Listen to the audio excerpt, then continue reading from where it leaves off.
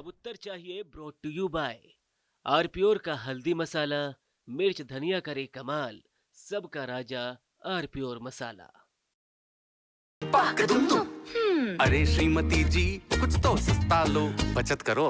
नहीं श्रीमान जी, सब बढ़िया लो, रहने दीजिए। इसमें क्या खास बात है? थोड़े में ज्यादा स्वाद, यही तो है इसकी खास बात। वाओ मामा, क्या स्वाद है। अरे मेरे राजा,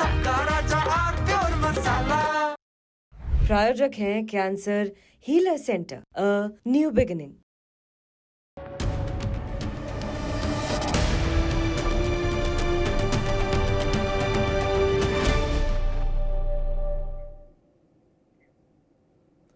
अजब किस्म की सियासत दिख रही है।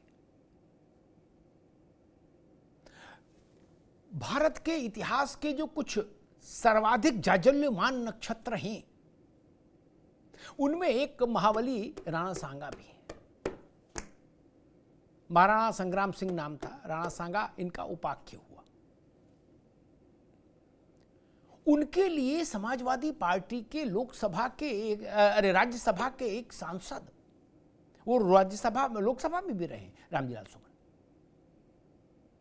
और बुजुर्ग हैं। उन्होंने राणा सांगा की तुलना बाबर से कर दी, और यही नहीं रुके, बाबर को सुरखरू करने की गरज से उन्होंने राणा सांगा को गद्दार घोषित कर दिया। क्या हो गया है? हम अपने देश के नायकों और महानायकों पर कीचड़ उछालने की प्रतियोगिता में उतर आए हैं, और किनके लिए?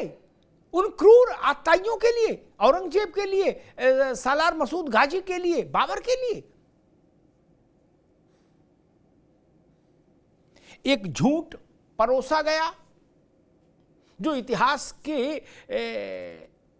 उद्धरणों से, इतिहास की दृष्टि से मेल नहीं खाता, और वो झूठ आज का नहीं, लंबे समय से चल रहा है कि बाबर को हिंदुस्तान में आमंत्रित करने वालों में राणा सांगा भी थे। ये निपट झूठ है, यह 100% असत्य है, मिथ्या है। और इसी के साथ एक और मिथ्या वाचन चलता है कि महारानी कर्णावती ने हुमायूं को राखी भेजी थी। ये दोनों बातें सरासर झूठ हैं, गल्प हैं, कहानियां हैं, फंतासी है।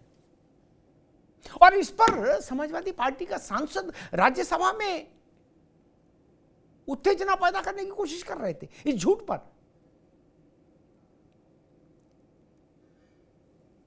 बाबर कैसे आया, बाबर से मिलने कौन लोग गए थे? इब्राहिम लोदी के चाचा, इब्राहिम लोदी ने जब अपने चाचा को पकड़वा के दिल्ली मंगवाने का हुक्म जारी किया तो चाचा की सिट्टी पिट्टी गुम हो गई। उन्होंने अपने लड़के और एक और सिपह सालार को भेजा बाबर के पास। बाबर वहां अपने लड़के की शादी की, कामरान की शादी की तैयारी में था, जहां ये दोनों जाके उससे मिले, और इन्होंने उसको मनाया कि आप आओ और हमारी प्राण रक्षा करो। राणा सांगा तो बाबर से टकराए, पूरे शौर्य के साथ टकराए, सूर्य की तरह टकराए। ये झूठी कहानियां लाई जा रही हैं। अबू आजमी ने औरंगजेब को कब्र से उठाकर जिंदा किया, तो रामजीलाल सुमन राणा सांगा को अपमानित कर रहे हैं। और मजे की बात यह कि दोनों समाजवादी पार्टी के नेता हैं, और ठीक ठाक नेता हैं। और अखिलेश जी भी ये नहीं कह रहे कि नहीं, राणा सांगा का अपमान नहीं होना चाहिए, हम इससे व्यथित हैं। वो कह रहे कि नहीं, सुमन जी ने कहा तो फिर ठीक ही कहा होगा, जबकि सुमन जी ने बिल्कुल असत्य कहा। उनको सत्य का बोध नहीं, या जानबूझकर असत्य बोल रहे। ये दोनों चीजें असत्य हैं। हुमायूं को राखी वाली कहानी और बाबर को राणा सांगा लाए, ये दोनों जानबूझकर भारत के इतिहास को कलंकित करने के लिए ये कुछ लोगों के द्वारा फैलाया हुआ षड्यंत्र था। और भारत के इतिहास में इसे तमाम क्षेपक जोड़े गए हैं जो धूर्ततापूर्ण हैं, जो कपट पर आधारित हैं, जो भारत की छवि को खंडित करने के कारण से क्षेपक बना के जोड़ दिए गए। और एक तरफ ये और दूसरी तरफ संभल में जामा मस्जिद का जो कमेटी इंतजामिया कमेटी के सदर है, उसकी गिरफ्तारी हो गई, क्योंकि वो भी ताल ठोक ठोक कर कह रहे थे वकील साहब कि संभल में जितने भी लोग मारे गए थे उस दिन, सर्वे वाले दिन जब हिंसा हुई थी, वो सब पुलिस वालों ने मारे। वो कह रहे हमने पुलिस की पोल खोल दी, इसलिए पुलिस ने हमें गिरफ्तार कर लिया। संभल में भी लोग कह रहे थे कि अगर इनको किसी ने सदर को किसी ने हाथ लगा दिया तो संभल जल उठेगा। संभल में कानून व्यवस्था की स्थिति पूरी उसके साथ, नियंत्रण के साथ बरकरार है। संभल में सुरक्षा बलों का फ्लैग मार्च हो रहा है, कहीं तनाव छोड़िए, कहीं कुछ सुगबुगाहट की भी स्थिति नहीं बनी संभल में। स्वाभाविक है राजनेताओं को ये बुरा लगेगा। बहुत सारे राजनेता चाहते थे कि संभल में फिर से कुछ शोले भड़के, लेकिन शोले नहीं भड़के और मस्जिद कमेटी के सदर अंदर चले गए। लेकिन फिर मूल बात वही कि क्या विपक्षी दल और उसमें भी विशेष रूप से समाजवादी पार्टी, उसने अपना राजनीतिक एजेंडा तय कर लिया है, जिसके दो चेहरे सार्वजनिक हुए, एक अबू आजमी और दूसरा रामजीलाल सुमन। क्या समाजवादी पार्टी ने तय कर लिया है कि 2027 के विधानसभा चुनाव में जाने के लिए उसका मुख्य एजेंडा होगा गाजी, औरंगजेब और बाबर। क्योंकि गाजी के लिए शफीकुर रहमान वर्क के पोते खड़े हैं, जियाउर रहमान वर्क, वो भी सांसद हैं। औरंगजेब को कंधे पर बिठा के आजमी घूम रहे हैं और बाबर के सम्मान में रामजीलाल मैदान में। भाजपा सपा के 3 बड़े नेता, 3 बड़े चेहरे, 3 आक्रांताओं के साथ। इससे मैंने कहा कि क्या समाजवादी पार्टी ने 27 के चुनाव के लिए ऐसी ही विरासत को सामने रखने की रणनीति बना ली है। हमारे साथियों ने रिपोर्ट तैयार की, पहले उस रिपोर्ट को देखिए, फिर मेहमानों से परिचय कराएंगे और फिर बहस में चलेंगे।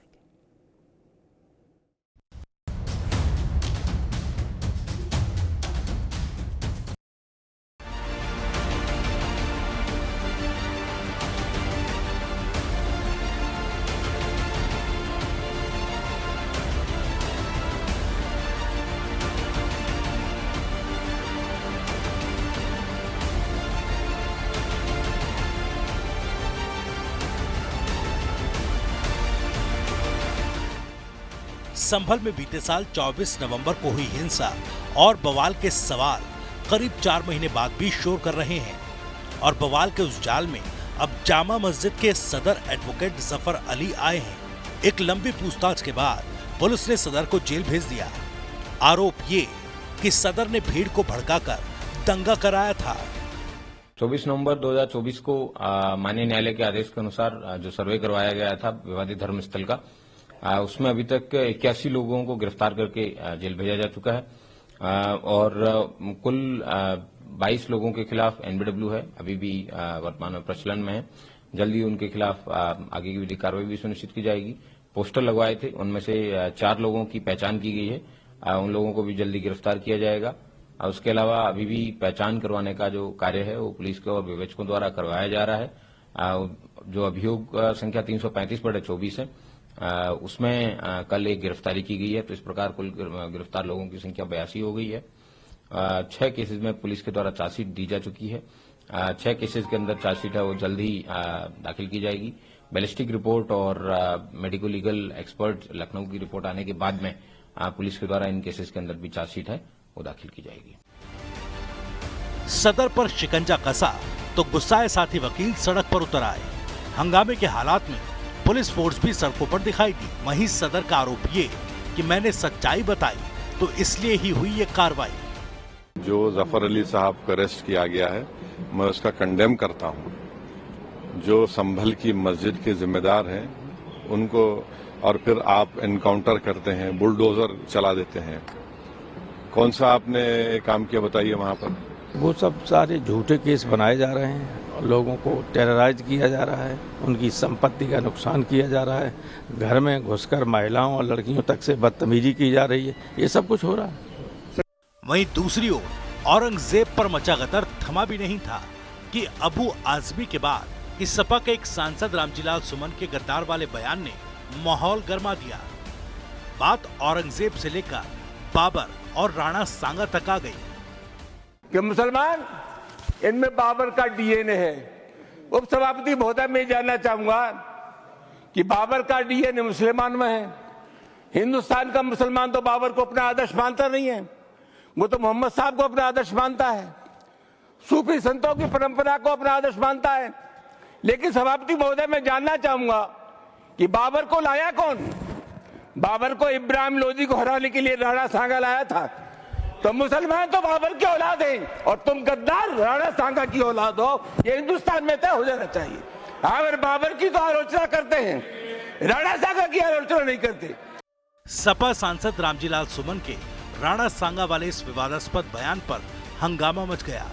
बीजेपी नेताओं ने विरोध के साथ साथ माफी की मांग कर दी और तो और कह दिया कि यह विनाशकाले विपरीत बुद्धि है।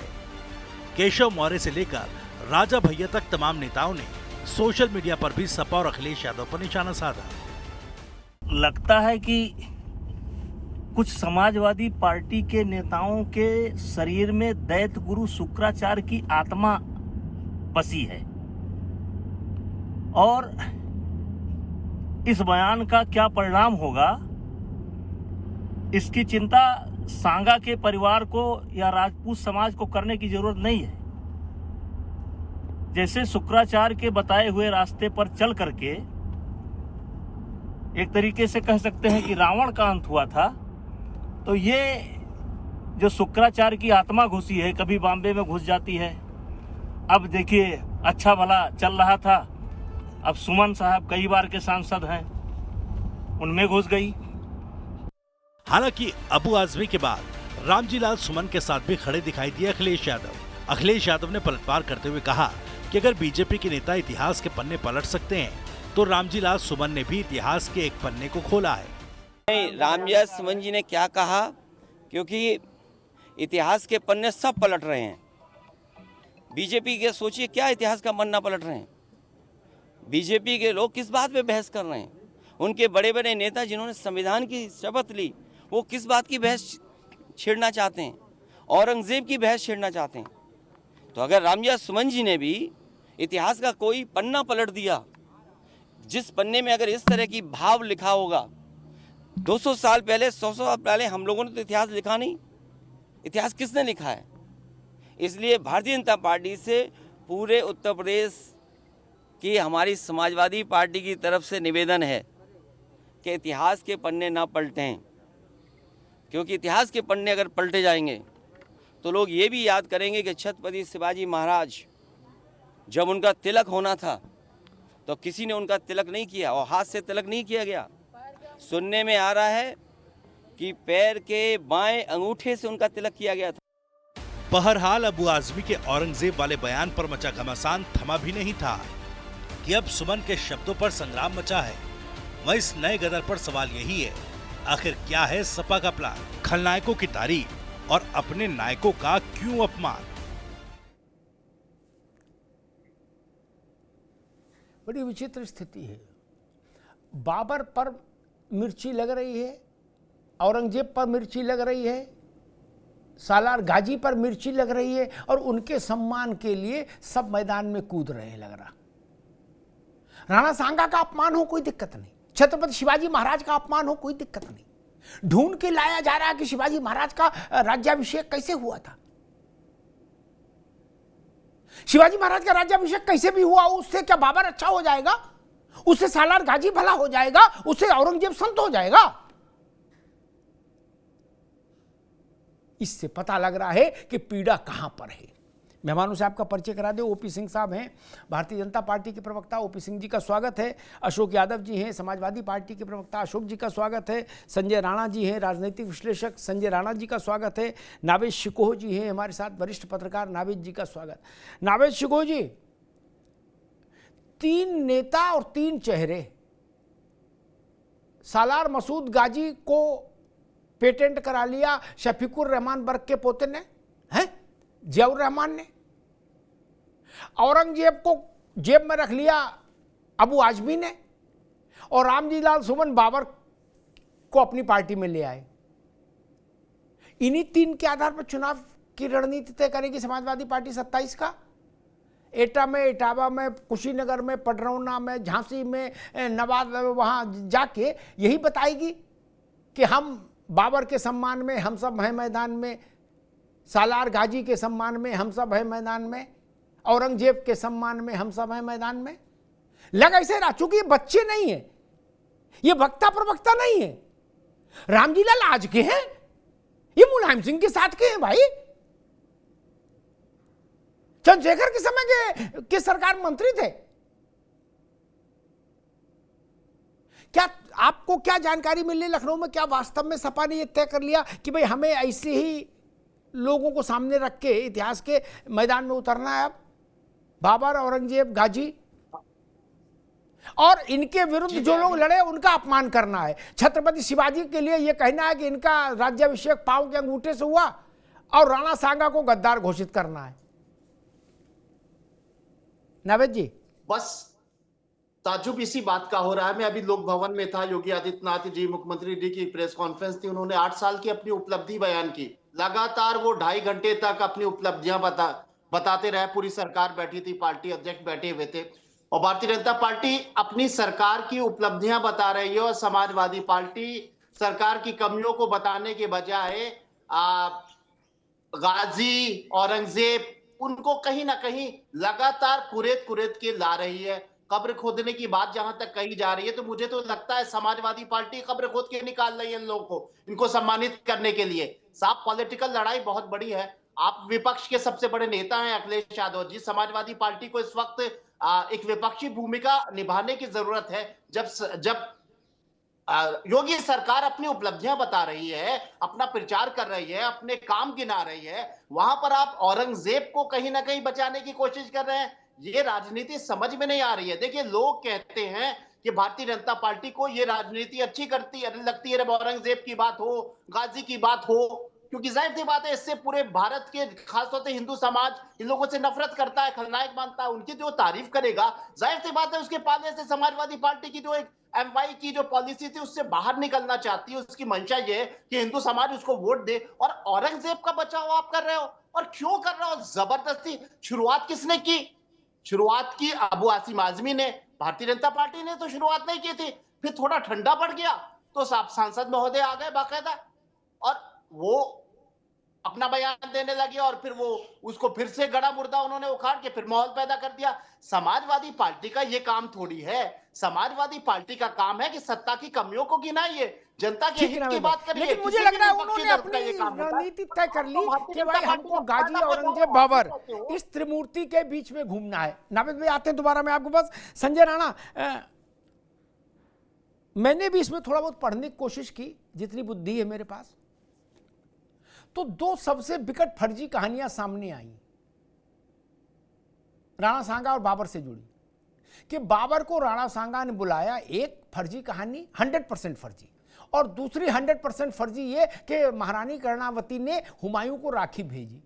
ये 100% गल्प है, 100% मनोहर कहानियां, 100% चुटकुला। इसको लेके समाजवादी पार्टी का बुजुर्ग नेता राज्यसभा में यह घोषणा कर रहा है कि राणा सांगा गद्दार थे, जिनकी देह पर 80 निशान। लोग कह रहे 81वां घाव समाजवादी पार्टी ने दे दिया राणा सांगा की स्मृति को। आखिर ऐसे क्या मजबूरी है कि हम बाबर के को थोड़ा अच्छा बताने के लिए राणा सांगा को गद्दार कहने पर आमादा हो जाते हैं?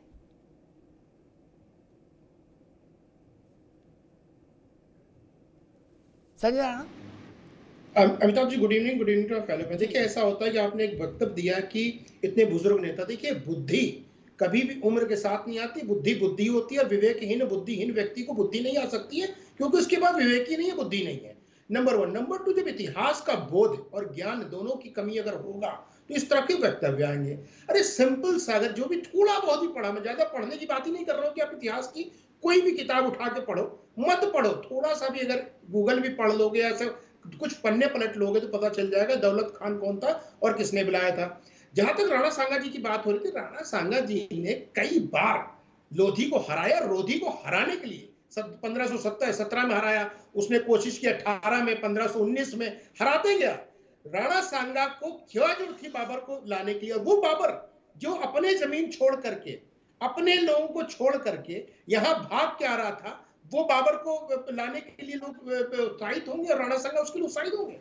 तो दुर्भाग्यपूर्ण वक्तव्य है। जहां तक बात हो रही समाज, देखिए समाजवादी पार्टी में एक लगता है एक तबका है, या कह सकते हैं एक नई शुरुआत हो चुकी है कि अपने पूर्वजों का अपमान करना। देखिए उनकी गलती नहीं है। अखिलेश यादव जी ने अपने पूर्वज यानी अपने पिताजी का अपमान किया, तो उनके कार्यकर्ता क्या करेंगे? वो भी है, चाहे राणा सांगा हो चाहे उनके मुलायम सिंह यादव, पूर्वजों का अपमान करना समाजवादियों का परम सिद्ध अधिकार हो चुका है।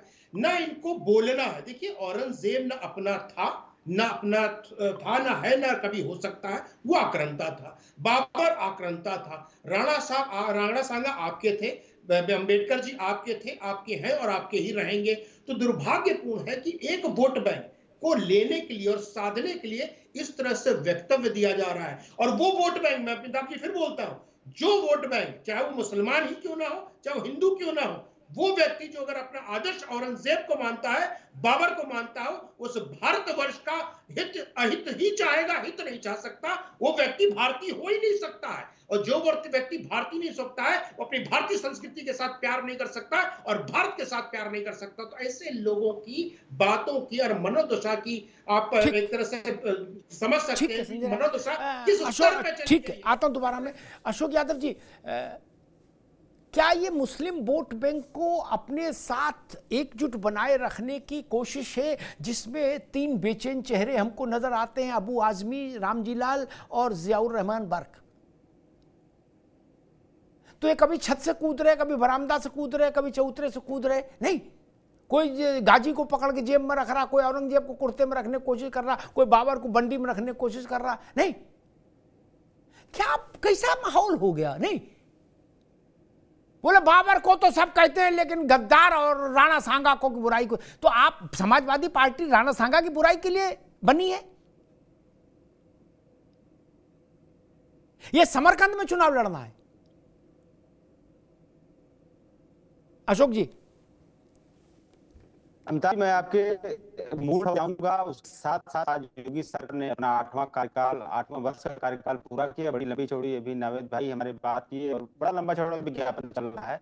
और उससे आगे कार्यकाल में जब हम लोग तस्वीर देखते हैं अमिताभ जी, ये तस्वीर एक बलिया की जो एक बेटी पेड़ से लटका दी गई मार के, दूसरी तस्वीर अम्बेडकर की जो एक छोटी बेटी है पीछे बुजुर्ग कैसे जा रहा है और अपनी किताबों के साथ बेचारगी वाले में मौलाना यूसुफजई जिसको तालिबानियों ने गोली मार दी था लड़ाई लेकर के, एक बुलडोजर दिख रहा है आपको, औरंगजेब घोड़े पे बैठा रहा है। आज वर्तमान का औरंगजेब बुलडोजर दिख रहा है। नहीं, एक मिनट रुकना होगा अशोक यादव, एक मिनट। हमको नहीं दिख रहा, ये रामजीलाल के दिमाग का परीक्षण कराइए, हमको ना बताइए अशोक भाई। ये आप बताओगे, हम किस विषय पे बहस करेंगे? हमने कभी क्या आपकी शिष्य सिफारिश की आजमगढ़ का जिलाध्यक्ष किसे बनाओ? नहीं ना। हमने कभी आपसे बोला, व्यक्तिगत तौर पर भी कभी बोला कि ये ट्वीट कर दो? नहीं ना। तो आपको ये हैसियत कैसे हो जाएगी कि आप तय करोगे कि मैं क्या बोलूं और किस विषय बहस करूं? आपको जो कहना है वहीं तक रहिए महाराज। आप पार्टी चलाइए, हमें चैनल चलाने दीजिए भैया। घालमेल न करो। हमको मालूम है आप बाबर के सम्मान में बेचैन हैं। बड़े बूढ़े रामजी लाल सुमन, मुझे तो ऐसा लग रहा है कि पता नहीं उनको दौरा ना पड़ जाए। देखिए, इस देश की, इस प्रदेश की हकीकत मैं बताया आपको, ये बुलडोजर दिख रहा है, घोड़े पे बैठा बुलडोजर की शक्ल में। मैं ये बताने की कोशिश कर रहा था, मैं आपके ऊपर आपके कमेंट नहीं करता। दूसरी बात, आपने आपके जब इतिहास को, हिस्ट्री को, मॉडर्न हिस्ट्री को, जब भारतीय जनता पार्टी उसके बनने को पलटेगी, खोजो उसमें ऐसे 20 वाले कैरेक्टर्स को खोजो, निकालो, खोजिए ऐसे 20 वाले कैरेक्टर्स को, जिससे 300, 400, 500 साल पुराने किरदारों को आज के दौर में ला करके 20 का एजेंडा सकता है, उन किनारों को खोजो। तो आप किनारों को जनता भी तो उन किनारों के पन्ने खोजने में आपको मॉडर्न हिस्ट्री के सावरकर का भी पन्ना मिल सकता है, आपको औरों के सेनापति जैसे का पन्ना मिल सकता है। और सिर्फ एक दल नहीं, ऐसे न जाने कितने लोग हैं जो के सेनापति रहे हैं। भाई थोड़ा आवाज बढ़ाइए अशोक जी की, कुछ दिक्कत है, ऑडियो में कुछ प्रॉब्लम आ रही है। आवाज आ रही है मेरी? जी जी जी जी जी जी। मैं कह रहा था कि जब इतिहास के पन्नों को खोजने में तो ये मिले 80-20 वाला, और आप मॉडर्न हिस्ट्री जाएंगे तो अब क्या भी मिलेंगे। तो जब इतिहास के पन्ने खोजने की बहुत से किनारे परिलक्षित होंगे, और उन पन्नों में उस औरंगजेब का जो कैरेक्टर है, जो उसका सेनापति है, जैसे मिल सकता है। तो सारे पन्ने की प्रतियोगिता अगर चलेगी तो तमाम लोग इसमें अपने पन्ने खोजेंगे।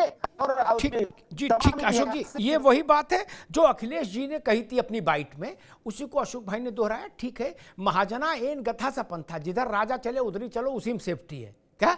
नहीं तो सावधानी हटी, दुर्घटना घटी, अलग लाइन ले लो, बवाल हो जाए, पार्टी में पता लगा 10 लोग लगाई बुझाई कर दें। तो आपने ठीक किया, अखिलेश जी ने जो बोला वही दोहराओ, बात खत्म।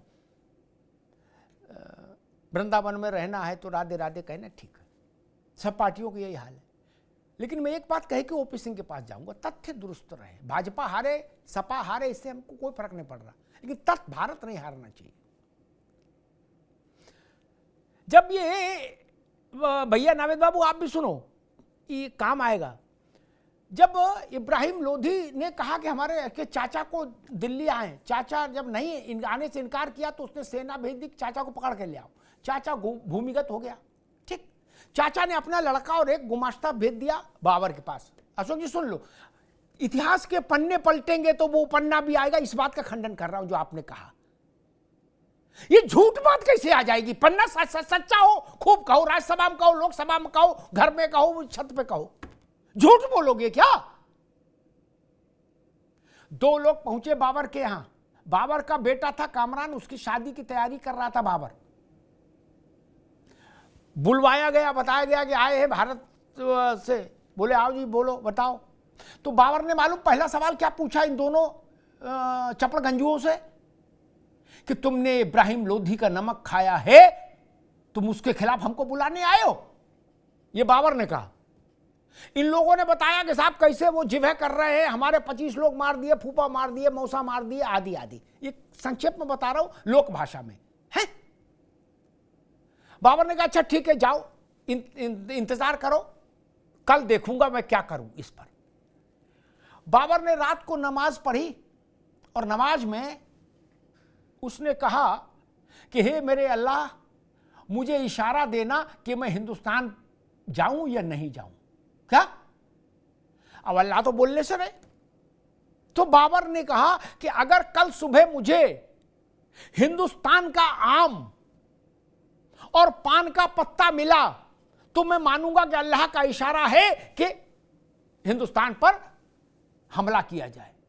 अगले दिन ये जो 2 चपड़गंजू थे, इन्होंने अधपके आम की टोकरी शहद डालकर बाबर को भेंट कर दी, 2 पान के पत्ते भी उसमें। बाबर खुशी के मारे पागल हो गया, उसने कहा अल्लाह ने मैसेज भेज दिया है कि हिंदुस्तान जाना है। कुल जमा ये कहानी है हिंदुस्तान की। अपढ़ और कुपढ़ दोनों लोग बेड़ा गर्क कर देते हैं।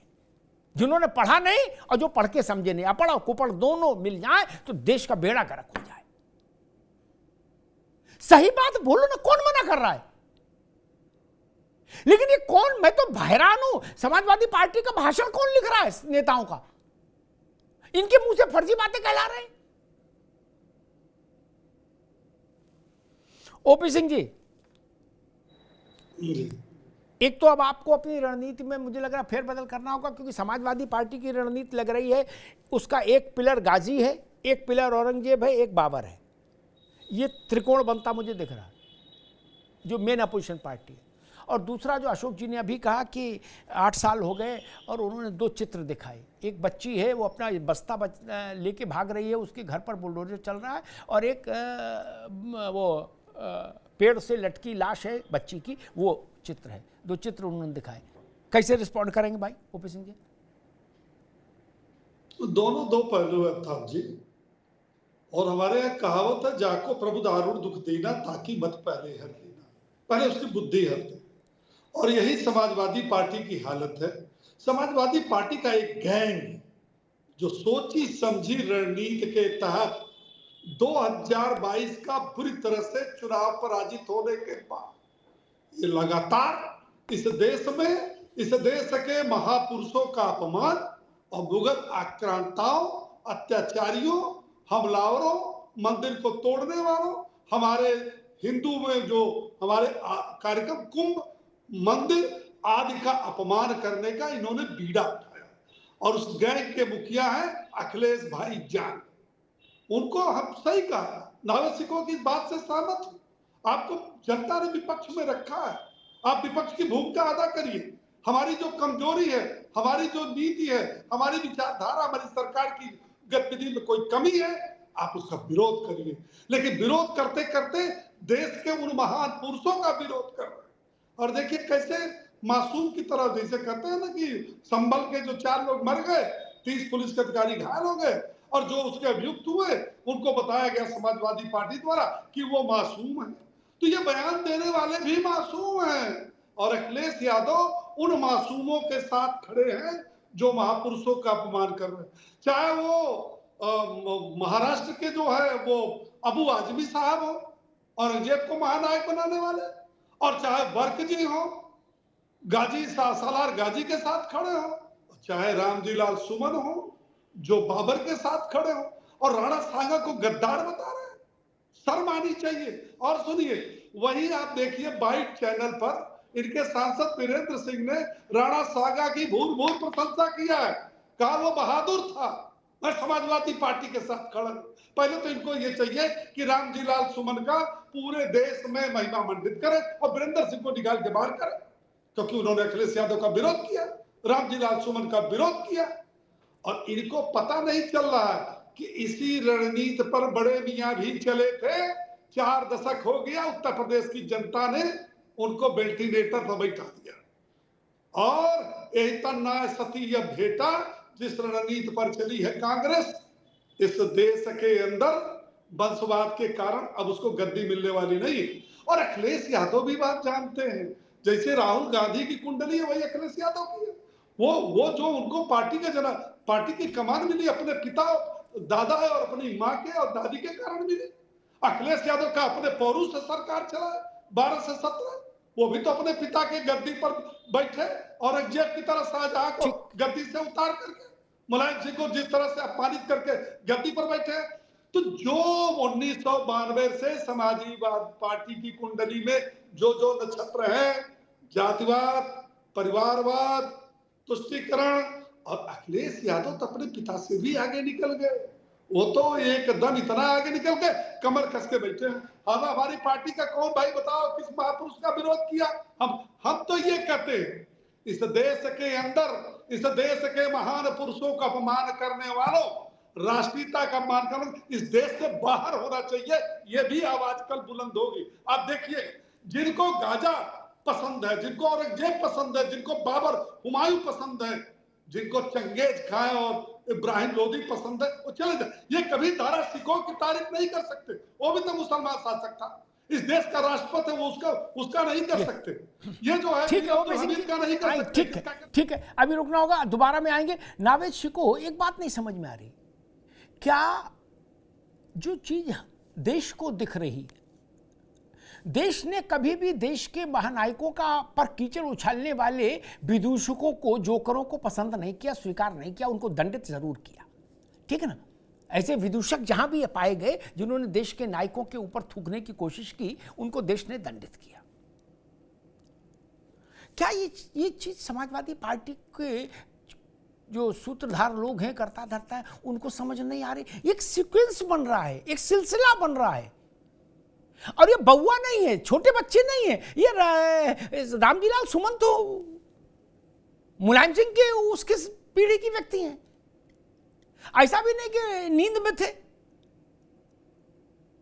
शफीकुर रहमान का पौत्र जियाउर रहमान, ये गाजी, बाबर और औरंगजेब, और इस तीनों को अखिलेश यादव आकर वो कर देते हैं समर्थन, तो फिर ये इन तीनों की बजाय अखिलेश यादव का वर्जन हो जाता है। फिर तो ऐसा रिस्क समाजवादी पार्टी क्यों ले रही है, आपको क्या लगता है?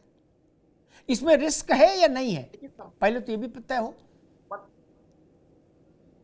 बड़ा रिस्क है और बहुत बड़ा रिस्क है। मुझे लगता है कि ये शायद दुर्भाग्य है समाजवादी पार्टी का कि बिल्कुल मति मारी है बड़े बड़े नेताओं की, और इस तरह के मुद्दों को वो हवा दे रहे हैं जो भारतीय जनता पार्टी यानी उनके प्रतिद्वंदी के लिए बहुत फायदेमंद है और समाजवादी पार्टी के लिए, विपक्ष के लिए बहुत नुकसानदेह। मुझे लगता है कि अखिलेश यादव जी और रामजी लाल जी और अबू आसिम आजमी जी जैसे बड़े बड़े नेताओं से कहीं ज्यादा समझदार तो हमारे साथ बैठे हुए अशोक यादव जी हैं, जिन्होंने उस मुद्दे को किनारे करते हुए सरकार की दो दागों को दिखा दिया इस वक्त, और उन्होंने कहा कि हम समय उस पर नष्ट नहीं करेंगे। और उन्होंने दो तस्वीरें दिखा दी जिसमें एक बच्ची स्कूल बैग लेके भाग रही है, वाकई दिल दहलाने वाली वो तस्वीर है, और बच्चियां लटकी हुई हैं। मुझे लगता है कि यही राजनीति होती है, और इतिहास की गुत्थी में तो फंस जाएगा देश, तो देश ही बर्बाद हो जाएगा।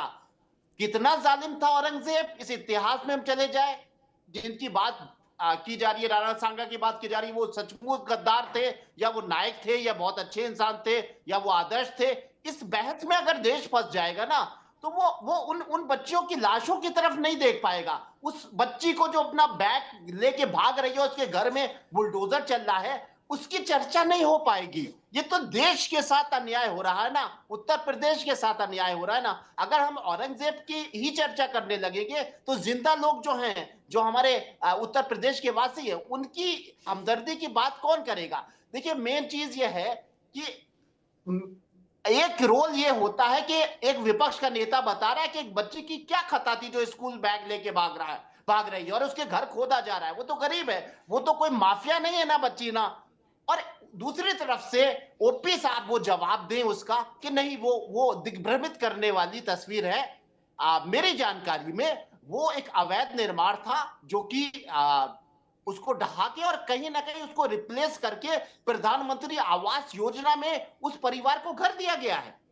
ये इस तरह का एक आर्गुमेंट्स अगर होना तो लगे कि देश के हित का काम हो रहा है, चाहे ये पैनल हो, चाहे विधानसभा या संसद हो, जहां पर आईना दिखाया जाए, सरकार की नाकामी को दिखाया जाए और सरकार अपने बचाव में उसका जवाब दे। भाई सरकार बता रही है कि भाई वो अवैध था और हमने प्रधानमंत्री आवास योजना में उसको घर दे दिया है, वो तस्वीर बेमानी है, शिफ्टिंग हो गई है। हो सकता है कि उनके पास जवाब हो। ओपीजी को भी सारी चीजों को नजरअंदाज कर देना चाहिए और अपनी सरकार की उपलब्धियों को बताना चाहिए। ठीक है नवेद भाई, ओपीजी भी ठीक है नवेद भाई, अगर ठीक बात आपने कही, उत्तर व्यवहारिक प्रदेश बात कही। मैं संजय राणा के पास चलूं, लेकिन उससे पहले एक बात कहूंगा। विरासत पर चर्चा नहीं करो, नायकों का श्रद्धापूर्वक स्मरण नहीं करो, मैं इस ढंग के तर्क के साथ कभी खड़ा नहीं हुआ। ये किसने कह दिया कि पुरखों को याद करने वाला, पुरखों को सम्मान देने वाला समाज तरक्की नहीं करता है? किसने कहा?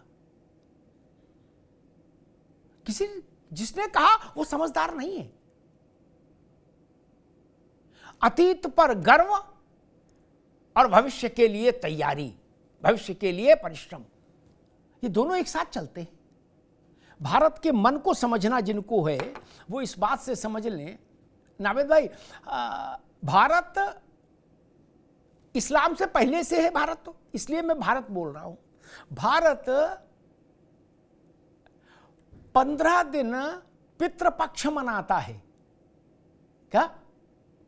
अपने मरे हुए पिता से लेकर दोनों कुलों, पितृपक्ष मातृपक्ष दोनों कुलों के जहां तक आपको याद हो वहां तक के पूर्वजों को जल देते हैं, सम्मान देते हैं, और उसके बाद सारे ऋषियों को, संतों को, महंतों को, समाज सुधारकों को, सबको जलांजलि देते हैं मंत्र के साथ। क्या 15 दिन भारत हड़ताल पे नहीं रहता कि कोई काम नहीं कर रहा, काम भी करते हैं और पुरखों का सम्मान भी करते हैं। मसला ये नहीं है कि बाबर और राणा सांगा, मसला ये है बाबर जिंदाबाद बोला जा रहा है और राणा सांगा को गद्दार बताया जा रहा है। मसला ये है, ये स्वीकार्य नहीं होगा। बाबर और राणा सांगा की तुलना करेंगे लोग भारत के सदन में,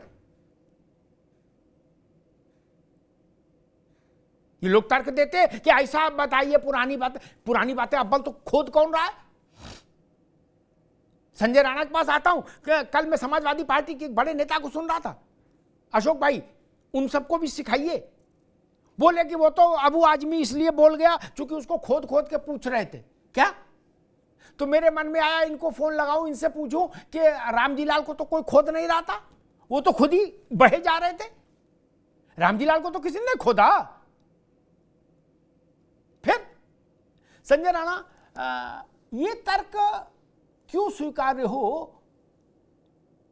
कि या तो हम आपके नायकों का अपमान करेंगे और अगर आप उनके विरोध में खड़े होंगे और अपने भारत के नैसर्गिक नायकों का सम्मान करेंगे तो हम कह देंगे आप पुरातन पंथी हो, आप इतिहास गाड़ी को पीछे ले जा रहे हो, विकास छूट रहा है।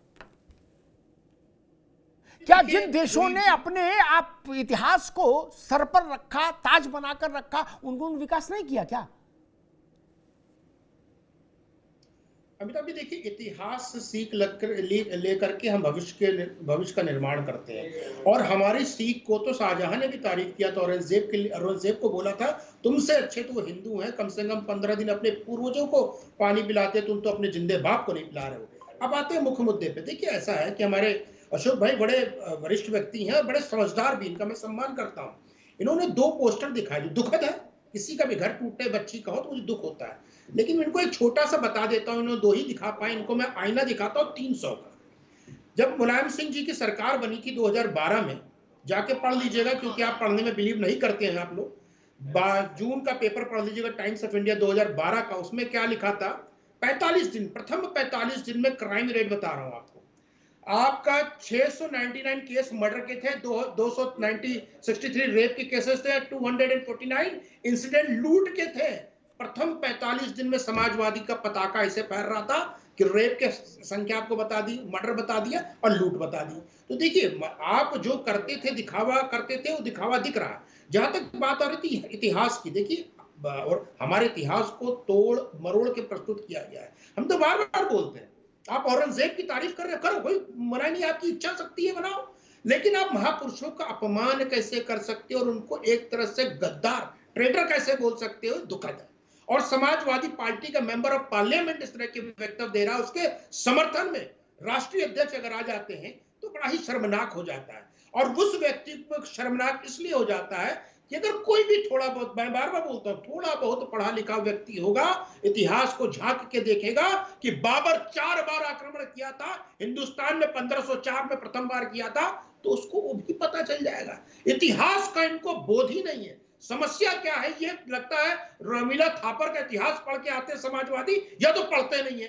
पहली बार तो रोमिला थापर को मैं ब्लेम क्यों दूं अमिताभ जी, ये पढ़ते ही नहीं है। विवेकहीन, शब्दहीन और बुद्धिहीन व्यक्तियों का समूह हो चुका है समाजवादी पार्टी, क्योंकि इनके अंदर कुछ तथ्य नहीं है। मैं अशोक जी को उसमें से मतलब निकाल देता हूं कि विवेकशील व्यक्ति है, उनका ज्ञान अच्छा है, चीजों को समझते हो, तार्किक चीज रखते हैं। लेकिन उस नेता से मुझे उम्मीद थी, चलिए सांसद आपकी गलती किया, मान लिया एमएलए आपकी गलती किया, लेकिन कम से कम आप राष्ट्रीय अध्यक्ष, आपको ऐसा शब्दावली का प्रयोग नहीं करना चाहिए कि इतिहास के पन्ने अगर पलटे जाएंगे, इतिहास के पन्ने अगर पलटे जाएंगे तो पीडीए का भी खुलेगा। इतिहास के पन्ने पलटे जाएंगे तो मायावती जी के साथ। संजय राणा जी, अभी रुकना होगा। इतिहास के पन्ने कभी ऐसे क्यों नहीं पलटे कि अशोक जी की पार्टी प्रेस कॉन्फ्रेंस करती, एक बड़ी, सारे पत्रकारों को बुलाती और कहती कि आज हम गर्व से भरे हैं, हम भारत का वो चित्र दिखाने जा रहे हैं जिसमें दलित, आदिवासी और पिछड़े सम्राट बने हैं। क्या अभी तक सम्राट तो नहीं बने? कभी बोला ऐसा नहीं ना, वो पन्ने छुपा दिए, बक्स में रख दिए। कभी बोला? पुराने छोड़ो, तो आप लोग कहो भाई इतना कहां टाइम है, पढ़ें कि प्रचार करें, साइकिल यात्रा निकालें। चलो ठीक है, साइकिल यात्रा निकालो। महाराजा सुहेलदेव का तो अभी ताजा मामला है, राजभर ने उसको जीवित कर ही दिया, उनको, उनकी स्मृतियों को। कभी इस बात पर संतोष व्यक्त किया कि यह केवल भारत में हो सकता है? और जो लोग रहे शासक, अशोक जी, वो उत्तर भारत के 2 बड़े राज्य उत्तर प्रदेश और बिहार, यहाँ के जो पिछड़े वर्ग के दो सबसे बड़े राजनीतिक परिवार हुए, उनसे नीचे मानी जाने वाली जातियों के लोग थे जो बने। जो सबसे पराक्रमी राजा हुआ, जिसको चाणक्य ने राजा बनवाया, वो कौन था? गडरिया। कभी हम लोगों ने बोला ऐसा, अशोक जी, ऐसा गर्व अनुभव किया? ये फर्जी इतिहास तो रामजी लाल ले आए कि राणा सांगा गद्दार था। मैं तो हैरान हूं कि रामजी लाल सुमन का कभी पढ़ने लिखने से कोई बहुत ताल्लुक रहा हो, वो कोई मेधावी ऐसे जाज्वल्यमान सांसद रहे हो, मैं तो कभी उनको नहीं सुना पार्लियामेंट में बहस में ऐसा कि वो सोमनाथ चटर्जी और इंद्रजीत गुप्ता और भूपेश गुप्ता है, ऐसे तो थे नहीं। अशोक जी, मैं समझ नहीं पा रहा कि इसकी जरूरत क्या पड़ी कि आपके सारे लोग गाजी से लेके और बाबर होते हुए औरंगजेब तक, और ऊपर से तुर्रा ये कि बताओ पुरानी बातें की जा रही हैं। अशोक जी, आपको नहीं लगता कि इससे भारत का मन आहत होगा? अमिताभ जी, आपने अपने जो आप बोल रहे थे उसमें कई चीजें आपने बोली। आपने बोला कि परंपरा, इतिहास की धरोहर, भारत की विरासत, मंत्रोच्चार, बहुत सारी बातें आपने बोली कि इसकी बात क्यों नहीं होनी चाहिए। नावेद भाई जब बोल रहे थे समसामयिक बातें, तो आपने ये बात बोली, इन बातों पर भी बात होनी चाहिए। मैं आपकी बात को पे सहमत हूं और उसी बात को लेकर के मैं उठा रहा हूं कि मनुस्मृति में लेकर के एक श्लोक लिखा हुआ है, यत्र नार्यास्तु पूजयन्ते रमन्ते तत्र देवता यत्रे तास्तु न पूजयन्ते सर्वत्र त्राफला क्रिया। तो ये मनुस्मृति में लिखा हुआ ना, ये तो इतिहास में लिखा हुआ मंत्र भी है, लेकिन जब ये मंत्र का जाप होता है फिर वही तस्वीर दिमाग में आती है। ये क्या है? ये देश हमारा है जहां महिलाओं के साथ उत्पीड़न चरम पर है, और हम लोग चर्चा कर रहे हैं राणा सांगा की और औरंगजेब की, उस पर भी मैं आ जाता हूं। आपको हम लोग नहीं कर रहे। ये रामजी लाल को डांटो, जियाउल बर्क को पार्टी से निकालो, अबू आजमी को निकालो, है साहस? ये गोल गोल ना घुमाओ महाराज। देखो अमिताभ जी, हमने कहा था राणा सांगा बाबर हम लाए थे नहीं, रामजी लाल लाए। रामजी लाल के मुंह पर टेप लगाओ। ये सबको काय को लपेट रहे हो कि हम चर्चा कर रहे हैं इतिहास की? कौन कर रहा है? आपके 3 लोग कर रहे हैं, उनको पार्टी से निकाल दो, झंझट ही खत्म। फिर आगे से कोई पर चर्चा करने की हिम्मत नहीं करेगा आपकी पार्टी में, समस्या खत्म हो जाएगी। औरंगजेब की कबर पर कौन गया कान लगा के बोला चाचा उठो, चाचा जान तुम्हें मेरी कसम टाइम आ गया है? अबू आजमी गए थे ना, बोले मेरी उंगली पकड़ो, आ जाओ खड़ामा खड़ामा, निकल आओ बाहर, निकल आओ। क्या समरकंद से बाबर को ढूंढ के रामजी लाल सुमन लाए? आगरा से चले सीधे समरीकंद रुके। बिजली चोरी में फंसा नौजवान सांसद ज्ञान दे रहा है, वो कह रहा है कि सालार गाजी संत थे। अशोक जी, कौन बात कर रहा है? आप ही के लोग तो बवाल कर रहे हैं।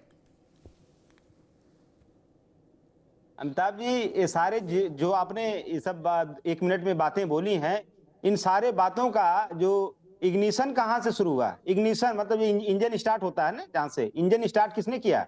ये भाजपा विंग का जो डायरेक्टर था जिसने छावा मूवी बनाई, और वो डायरेक्टर माफी भी मांगा कि हमने इतिहास के गलत तथ्यों को, इतिहास को तोड़ मड़ोड़ के प्रस्तुत किया, उसने माफी भी मांगा। और छावा मूवी के माध्यम से भाजपा ने औरंगजेब को जगाया है। और औरंगजेब की बात ही छोड़ दीजिए, मैं तो जो बात कर रहा था तालिबानियों की, इसके पहले ठीक है, मैं समझ गया भैया, अब मैं समझ गया। अब आप छावा पर आ गए, अच्छी बात है। मैं एक बात कह दूं, इस देश में कश्मीर फाइल भी बननी चाहिए, इस देश में छावा भी बननी। मुगले आजम बनने हैं तो सिक्का उल्लाओ है बोले वाह वाह क्या बात है, क्या मुगले आजम बने सिक्का उल्लाओ। अभी सिकंदर बन रहे भाईजान आएंगे उसमें, तो आप लोग उसमें भी आगे बैठ के पैसा उल्लाओगे हैं? और छावा पे आपको नाराजगी, छावा मत बनाना। क्यों भैया? बाबर बना दे सिनेमा। पूरी टाइम तो आपने ले लिया। मैं जब बात है महाराज ले लिया, मुझे बोल कह रहे छावा बना दे। मेरी छावा का बाबर से क्या लेना देना था? रामजी लाल सुमन ने छावा देखी इसलिए उत्तेजित हो गए। बता रहा हूं, मुझे बोलने देंगे तब ना बताऊंगा। बोलने दीजिए, जी भैया, सब बताऊंगा मैं। देखिए, मैं शुरू कर रहा था, वो तालिबानों का शासन पहली बार आज के 20 साल 22 साल पहले जब आया था, भगवान बुद्ध की प्रतिमा को सब तोप लगा के उड़ाए थे तालिबानियों ने। क्यों उड़ाए थे? क्योंकि उनकी विचारधारा उनके खिलाफ थी। उन तालिबानियों से और आज के भाजपाई तालिबानियों में कितना अंतर आपको लगता है? समाजवादी सो रहे थे, वैचारिक रूप से कितना अंतर लगता है? क्योंकि अभी उसी तालिबानियों से सीखे हैं चरमपंथ, रेडिकलिज्म, और ये चरमपंथ जो तालिबानियों के अंदर है, वही चरमपंथ भाजपाइयों के अंदर। अमिताभ जी, दोनों में समानता है, तालिबानियों में और भाजपाइयों में ज्यादा अंतर नहीं है। ठीक है अशोक भाई, आगे ओपी सिंह के पास चलूंगा। रुकना बाबा, संजय राणा रुकना होगा। मेरी बहस में आपस में नहीं उलझो, ओपी सिंह के पास चलूंगा। लेकिन एक बात याद दिला दूं, 2 फोटो दिखाई अशोक जी ने। पीड़ा कहीं भी हो मेरी आंख नम होती है, लेकिन अब अशोक जी ने राजनीतिक संदर्भ में दिखाई है तो उनको एक छेपक देते हुए आगे चल निकल जाऊंगा। ओपी सिंह जी के पास समय कम है कि जब 12 में सरकार बनी नहीं थी, जनादेश आ गया था और परिवार में थोड़ा खींचातानी मची हुई थी कि किसे बनाएं। क्या आजम खान एब्सकॉन्डर हो गए थे, फिर उनको ढूंढ के लाना पड़ा। क्या फिर वो शिवपाल जी को लाए पकड़ के, बहुत झाँव हुई थी सब मीटिंग पे मीटिंग। उस दौरान नावेद को याद होगा, उत्तर प्रदेश के कई जिलों में दलितों के 85 मकान फूंक दिए गए। क्या मुझे याद है, मुलायम सिंह जी ने डीजीपी को घर बुलवाया था, कहा था ये क्या हो रहा है, ये तो बंद कराओ। आप तो 2 तस्वीर दिखा रहे, मैं तो गांव की गांव जलते देखे थे अशोक जी, सिर्फ इसी उत्साह में कि अब अपनी सरकार आ गई, अब आओ। हमने देखा मित्र, हमने रामपुर तिराहा भी देखा, उत्तराखंड की महिलाओं के साथ क्या हुआ था मैंने देखा है। मैं बताऊं क्या हुआ था, पृथक राज्य के लिए आंदोलन करने वाली महिलाओं के साथ क्या हुआ था। किसकी सरकार थी? इसलिए मैं कहता हूं कि चीजों को सही दृष्टिकोण से रखेंगे तभी बात आगे बढ़ेगी। ओपी सिंह जी, समाजवादी पार्टी कह रही है कि जो मानसिकता तालिबान की वो मानसिकता भाजपा की।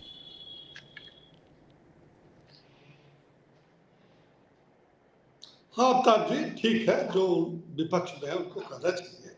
और अशोक यादव जी और ये नावेद सिको जी ने आप जिस विषय पर डिबेट रखा था उसको घुमा के लाए कि नहीं, आप इसकी चर्चा मत करिए कि रामजी लाल सुमन ने राज्यसभा में क्या कहा, आप इसकी चर्चा मत करिए कि वो आदमी ने महाराष्ट्र में क्या कहा जिसको लेकर के नागपुर में हिंसा हो गई। आप वो बात मत करिए जो जियाउर रहमान के बयान के बाद संभल के हिंसा हुआ। ये सब बातें न करिए, आप अपनी उपलब्धि बताइए।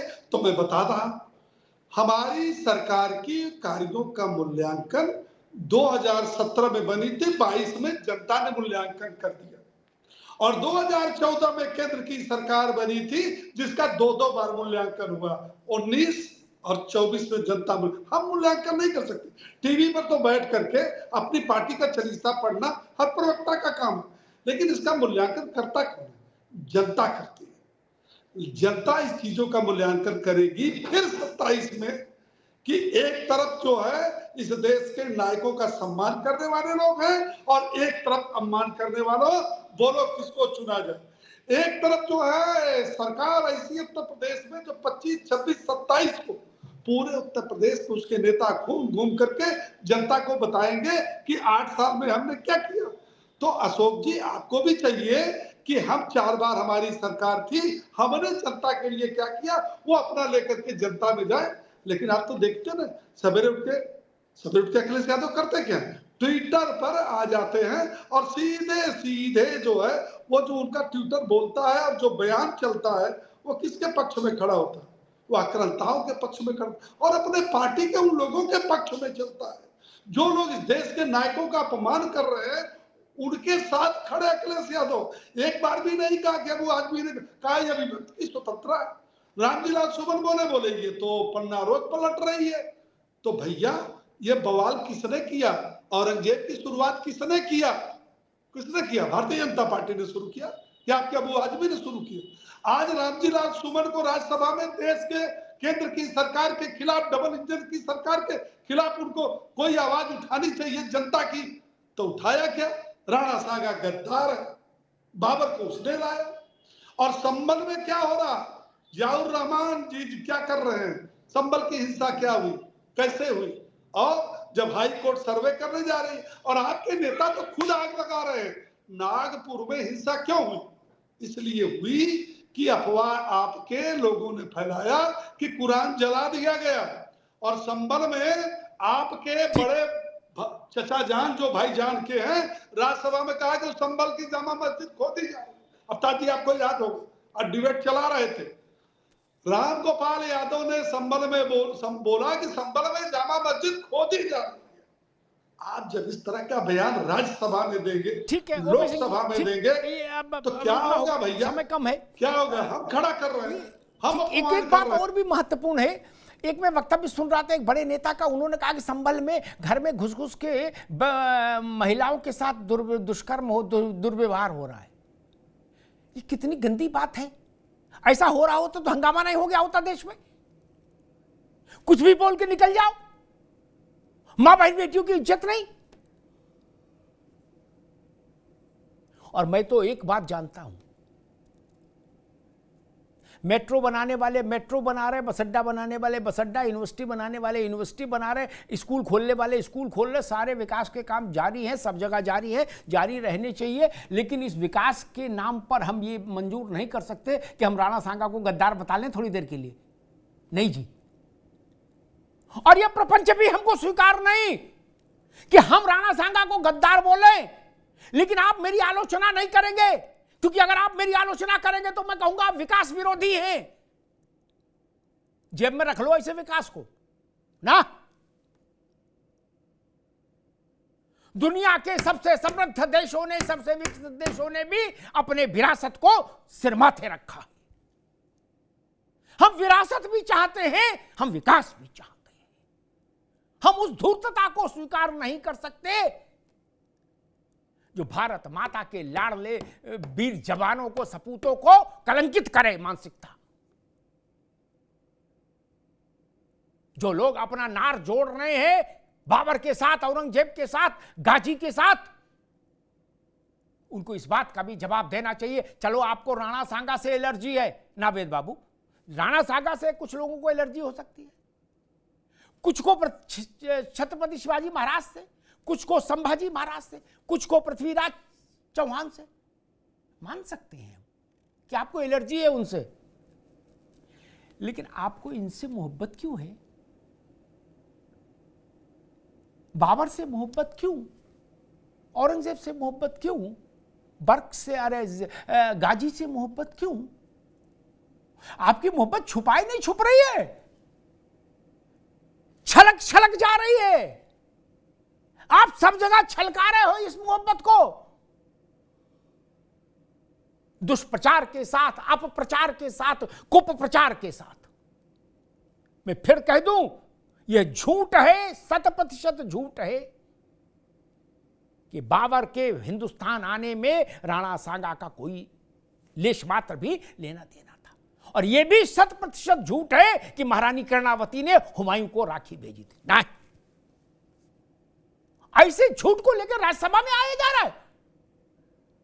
ये सूरज पर थूकने जैसा है दोस्त, सूरज पर थूकने जैसा। ऐसी गलती मत करिए।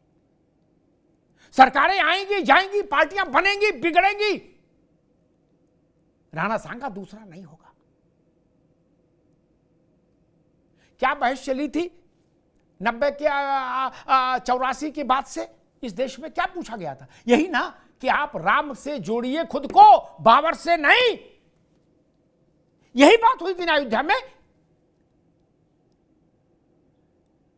और जो लोग ये कह रहे हैं कि विकास विकास विकास, उत्तर प्रदेश में, अशोक जी ये बात कह के समाप्त कर दूंगा, ये हमारी या भाजपा की बड़ाई किसी की नहीं, ये सबकी बड़ाई है जितने लोग भारत के नागरिक हैं। 78 साल में उत्तर प्रदेश में केवल एक ही जगह थी जहां लोग देखने आते थे, ताजमहल। राणा जी नहीं, आज ताजमहल से कोसों आगे, मीलों आगे अयोध्या धाम है, काशी है धाम है, मथुरा धाम है। ये विकास नहीं है। ये विकास नहीं है। अरे ताजमहल तो विंध्याचल धाम के भी बराबरी नहीं कर पा रहा है। गोवा सब निपट लिए, ये विकास नहीं है। और अगर आप ये कहते हो कि बाबर को महान बताना ही गंगा जमुनी तहजीब है, तो ऐसी तहजीब और ऐसे विकास दोनों को टोकरी में बंद करके गढ़गंगा में प्रवाहित कर देना चाहिए। धन्यवाद।